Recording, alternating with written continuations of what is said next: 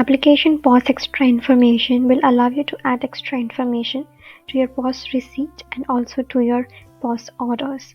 So you first need to enable the configurations. To do that, we will go to our point of sale, configurations and settings. Here we have two options, that is enable extra info and enable information on receipt.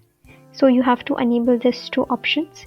Here you can add whatever information you would like on the receipt or on your point of sale POS orders in the backend.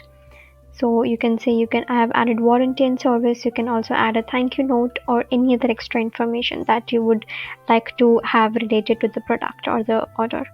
Now if you want the information to be visible on the receipt as well, you can enable this feature also.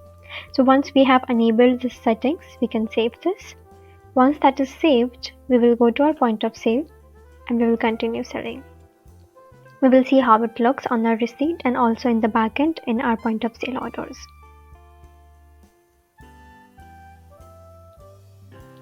I will add a few products. I will add the customer. And here you can see a new tab called Extra Info where you can add the details. You see we added two fields called warranty and service. So now once you have added these two fields, you can add extra information to that particular field. So like let's say it's warranty of 2 years and service of 6 months maybe. And I will save this.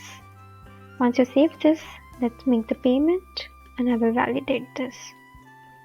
Here in the receipt at the end, you'll be able to see the details as well. So you can see the warranty and the service details that we added.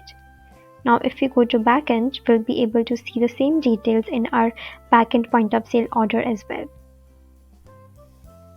Now let's go to orders. This is the order that we just created.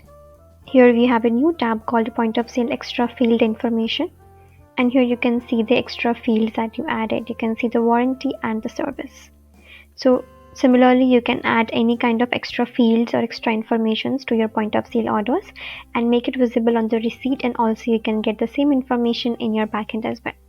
I hope this video was helpful. If you have any questions, please leave your questions in the comment section below and we will get back to you with an answer. Also, do not forget to like our video and subscribe to our channel.